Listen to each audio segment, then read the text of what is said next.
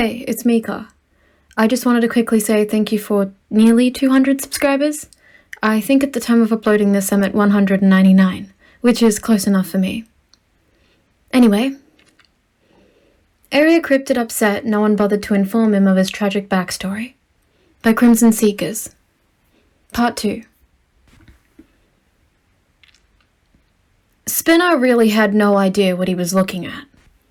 All he'd wanted to do was go into the kitchen and grab a snack to eat before turning in for the night, and instead, he'd walked in on Shigaraki and Dabi having what appeared to be a civil debate about whether or not Dabi's burn scars were from time traveling.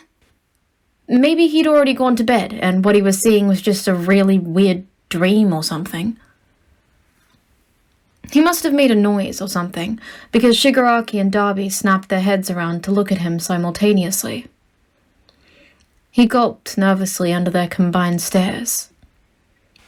"Spinner!" Shigaraki said sharply, and he snapped to attention at his name. "Settle something for us. On a scale of 1 to 10, how likely is it that Dabi's some sort of time traveler?" Spinner stuttered. 4? Shigaraki cursed softly under his breath. "Fucking told you," Dabi said, picking a mug of tea from the coffee table and sipping at it. Shigaraki kicked his shin, to which Dabi only responded by saying, "If you pop a staple in my leg, you're putting it back in." Shigaraki returned his attention to Spinner, who wasn't exactly eager to be getting glared at by their decay-happy leader again. "Spinner, go fetch the rest of the League. There's been a change of plans."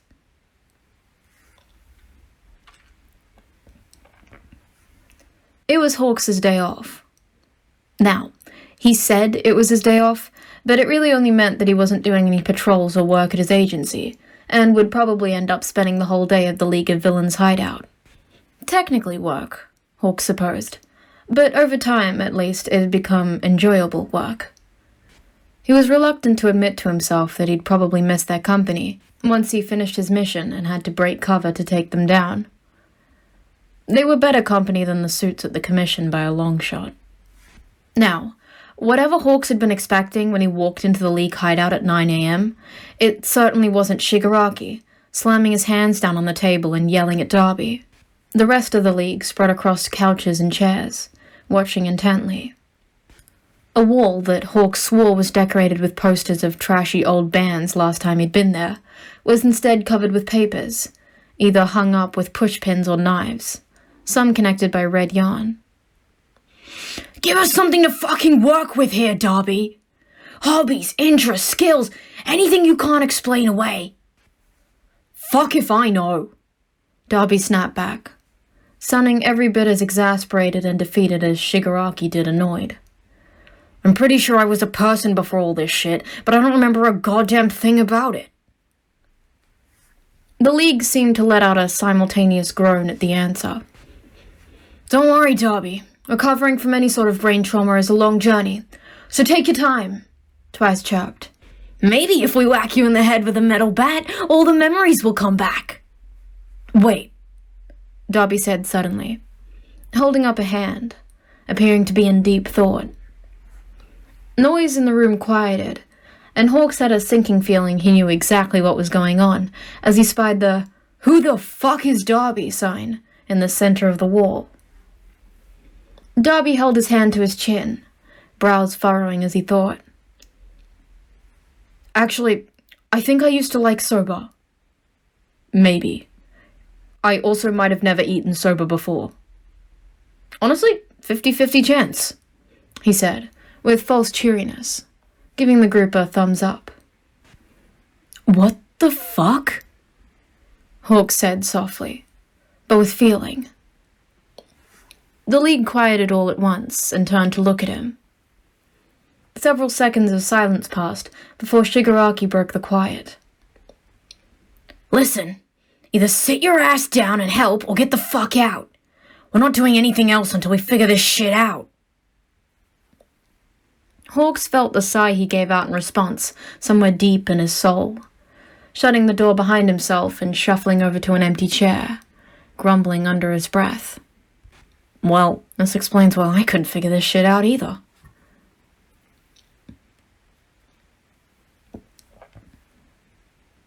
Sometimes, Shoto wondered if it was ever really worth getting out of bed in the morning. Maybe he should have never crawled out of his sleeping bag, just laid there and let the ratty thing become his coffin. Instances in which he wondered such a thing tended to happen whenever he had to deal with the League of Villains. Again. Shigaraki was a man-child who was more difficult to reason with than almost all of his students. Toga was some sort of psychopath, twice desperately needed a psychotherapist. Compress and Kurogiri were polite but frustrating to deal with, and thus Shota hated them by default. Dabi was a powerful and smug asshole, and Spinner was a cosplayer taking method acting too far. So Shota wasn't exactly thrilled that he got into a confrontation with Shigaraki on the weekend, when all he'd been trying to accomplish was picking up more eye drops.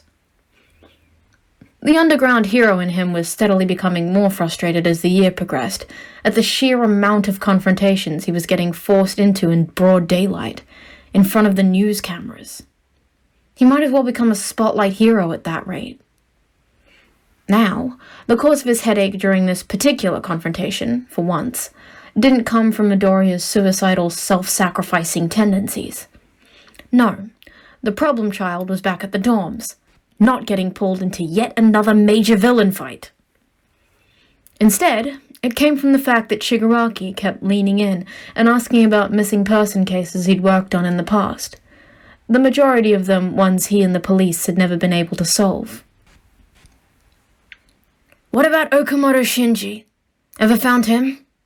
Shigaraki hissed into his ear as he shot past, barely avoiding the man's outstretched fingers. "Noguchi Kiichiro, Yamamachi Misaki, Inoue Riko." Shota growled lowly under his breath, whipping around and focusing his gaze on Shigaraki, thankful it was only the one League member he had to deal with, though none of them would have been ideal. "Why are you so interested in cold missing person cases?" "Ah," Shigaraki intoned, giving a bright smile that looked demented on his face. "So they're still cold, huh? That's very useful information." Shota startled at the statement, not having expected the reaction. Why did Shigaraki suddenly care about decade-old missing person cases? Shigaraki suddenly shot away from him, and at the top of his lungs screeched, "It's a lead!" Before Shota could even process what on earth that statement could possibly mean, a burst of blue flames poured down on Shigaraki, causing the leader to melt, not burn. Shota hissed as he jumped away from the flames, turning his glare to where Dabi was leaning over a nearby rooftop, furious at being played in such a way. Of course it was one of Twice's doubles. Shigaraki, even as childish as he was, usually had a better plan than just running up to him on the sidewalk. "Thanks, Eraserhead," Dabi called over the roof, before quickly retreating back and out of Shota's line of sight. "You've been a huge help." Shota shot out his capture weapon, quickly grappling to the top of the building he'd just spotted Dabi upon, determined to catch him before... A few wisps of purple mist floated away in the wind. Shota tightened his hands into fists, growling a low, "Damn it," under his breath. He was too late. "Cold cases are cold for a reason, you know," Hawk said dryly, dumping a box of files on the table with a grunt. It'd been a bitch to get his hands on the printed copies of the various cases, but the fact that they were cold was useful, in that they had a little less attention paid to them.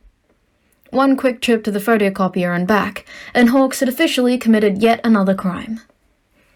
He was vaguely worried about how nonchalant he was becoming about following the law, regardless of the wide parameters he was given on his mission.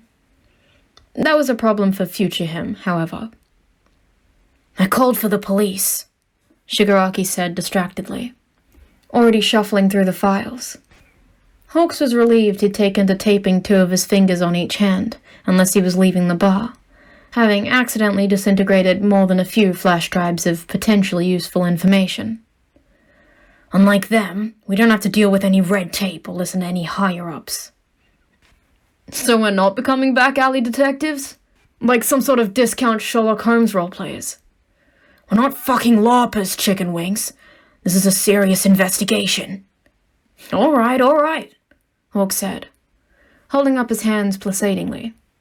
Also, if you're going to insult me, go for something that's actually there. Call me chicken legs or chicken ankles. What the fuck is that supposed to... Shigaraki cut himself off, as he looked down to where Hawks was pointing, staring at the gap between where his baggy flight pants ended and his boots began. You know, Spinner commented contemplatively, from off the side after a few moments of silence. Now that you've pointed it out, I don't think I'll ever be able to unsee it. Detective Chicken Legs, at your service, Hawks chirped, saluting sarcastically with a ditzy smile on his face. I fucking hate it here, Dabi said. Yuta didn't really know how long he'd been stuck in that damp basement. He had a general idea, of course. Other prisoners were occasionally tossed into the room with him, and they would tell him what date they estimated it was. At the very least, he'd been there for over 8 years. It made sense, of course, that the Yakuza cell he'd been sold to would do well to keep their source of limitless energy from being discovered. But, well, it still hurt when he realized, around his 4th year, that it was unlikely that anyone would ever come for him.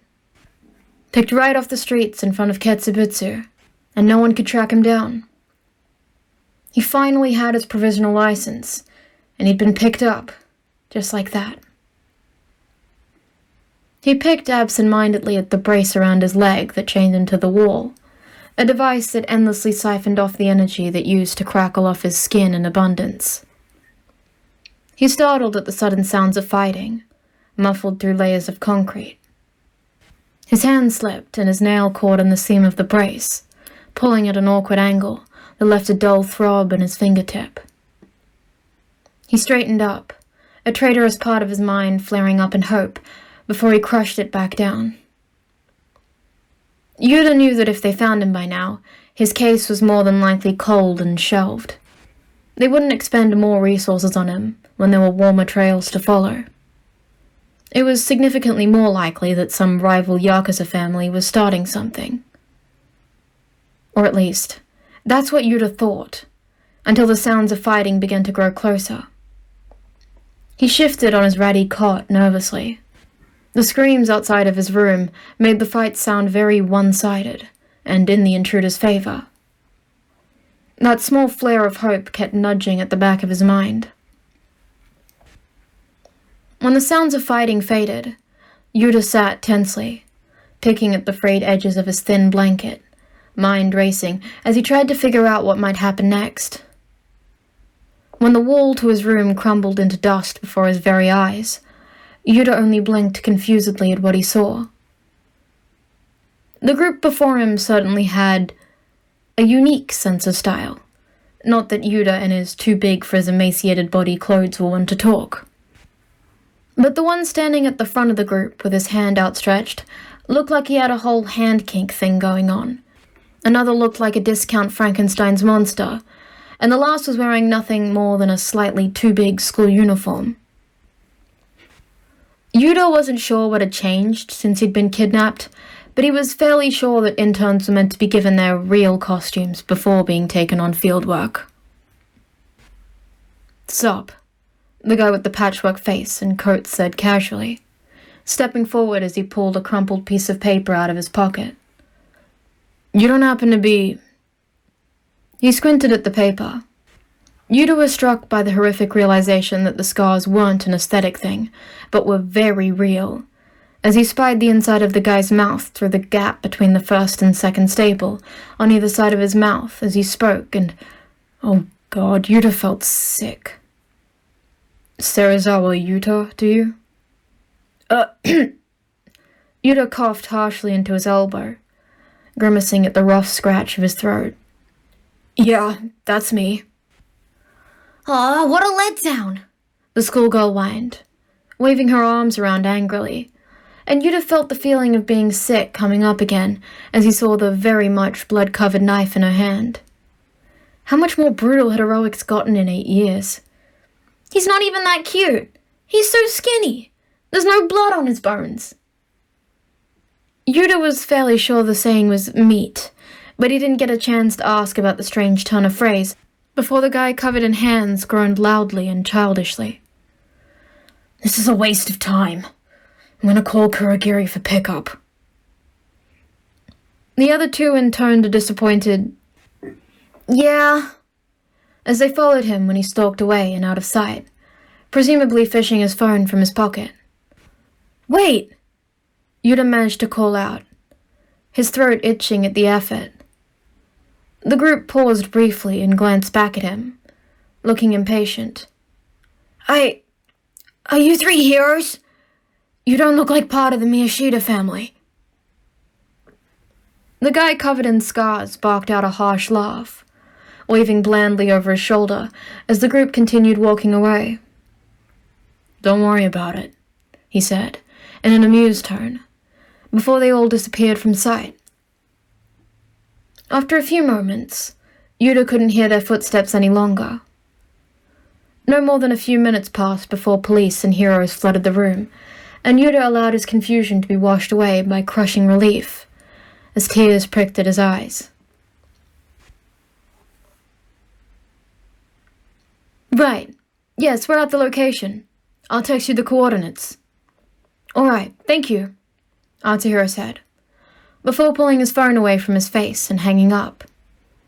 He turned to face Spinner and Twice, who had sat on the grass and started a game of chopsticks in the time it had taken him to call Kurogiri. Allowing himself a smile at the scene, he quickly shot a text with their coordinates to the bartender, before catching his comrade's attention. "Shigaraki, Dabi, and Toga have finished up their objective. We'll be joining them back at the base shortly," he informed them, both looking up at him. "The police will be here soon, so get ready to move. Kurogiri will be sending a portal immediately." "All right," Spinner said easily, standing up in tandem with Twice. "So, they're taking care of..." He gestured weakly at the pit next to them, a stale, vaguely nauseating scent rising from its depths. "They'll be taking care of the body, yes," Atsuhiro confirmed, glancing at the skeleton still slightly buried at the bottom of the hull. "We'll allow the police to run DNA analysis on whether or not this is Ito Ryota. Hawks will be able to tell us the results before it's even on the news." "Right." "Relax," Twice chirped, patting Spinner on the back. "Either we still have a lead on who Dabi is, or we've helped the family find closure. Either way, there's a silver lining to this. This entire situation is a fucking waste of time." "I still think Toga would have been a better choice for this kind of thing," Spinner muttered. "Perhaps," Atsuhiro said non-committally. "But she was getting stabby, so we decided to handle that efficiently while we could. I guess." Atsuhiro was pleased to see the familiar purple mist of Kurogiri's portal appear just a few meters away, as police sirens screeched into the park. The police officers who'd exited the car froze upon spotting 3 members of the League, but Atsuhiro did no more than tip his hat and stroll briskly into the portal, Spinner and Twice behind him. "Bye-bye," Twice called, and Atsuhiro could almost hear the cheery wave he was giving the officers in his voice. "See you never, fuckers!"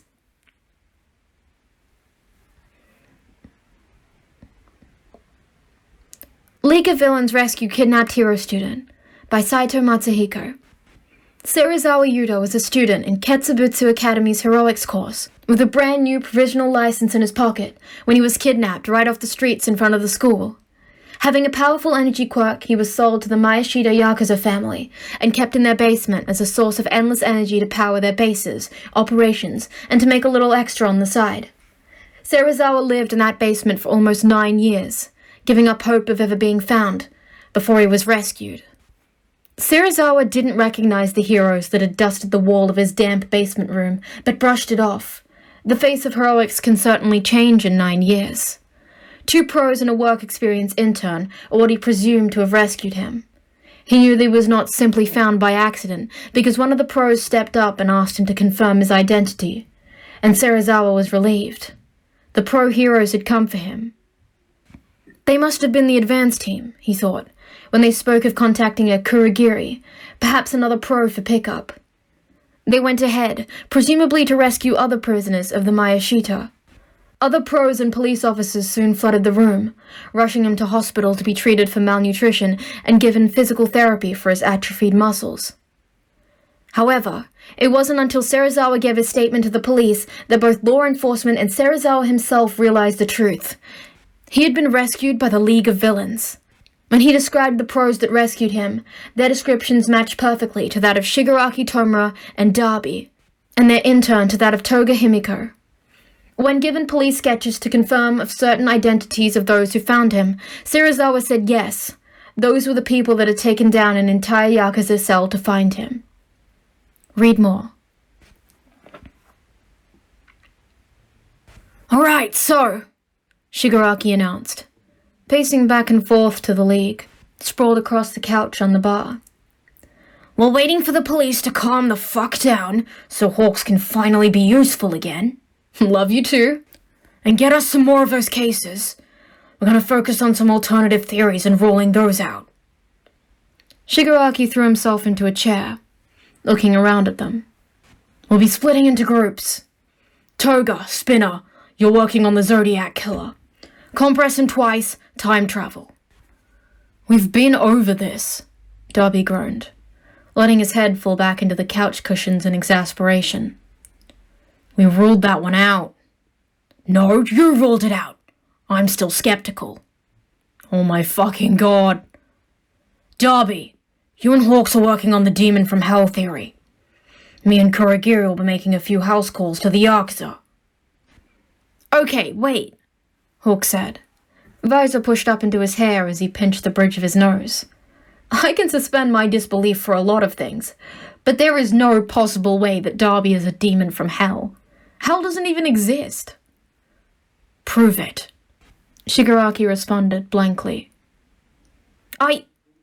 What?" "Prove it," Shigaraki repeated, crossing his arms. "Well, some quirks can have scientific explanations, some don't.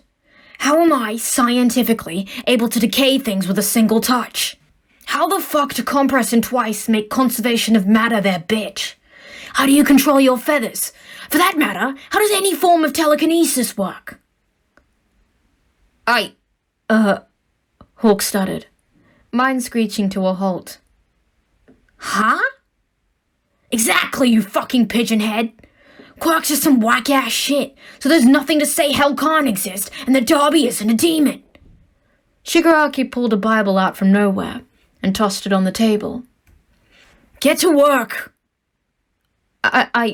But... Hawks blinked and stared down at his hands like he was having an existential crisis, which, Dabi supposed, was fair enough. Despite that, Dabi couldn't stop himself from cackling when Shigaraki huffed angrily, picking the book back up and nailing the hero in the face with it, growling, "Read the fucking Bible, Hawks!" "Holy shit," was all Dabi managed to say, once they got all the information laid out in front of them.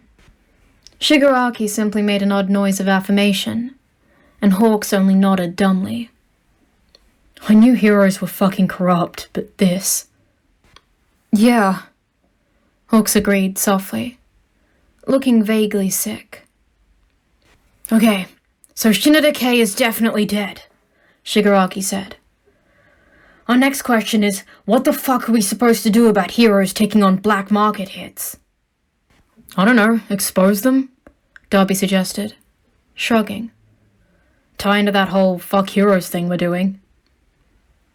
It was quite obvious that none of them had slept in the past 2 days, when Shigaraki simply squinted at him for a few moments, before understanding dawned across his face. "Right. Yeah, that. We'll get Toga to drop the files off to a newspaper in the morning." "Tomura, Hawks, Dabi, a strict voice suddenly interrupted. The three of them tensed, before slowly turning around to see Kurogiri standing behind them, arms crossed. He didn't have a face, but Dabi could feel the disappointed stare.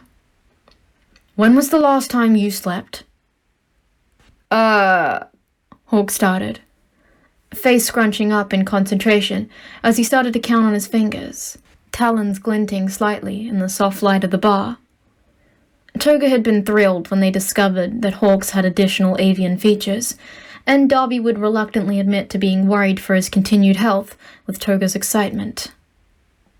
It's been like 40 hours, Shigaraki said, glancing at the both of them for confirmation. Dabi and Hawks shrugged. It's been 53, actually, Kurogiri informed them shortly. You three are going to bed. Now. All three of them groaned in unison, but with a pointed look from the team mum bartender, Shigaraki and Dabi began shuffling towards their rooms. Will you be able to make it back to your apartment safely, Hawks?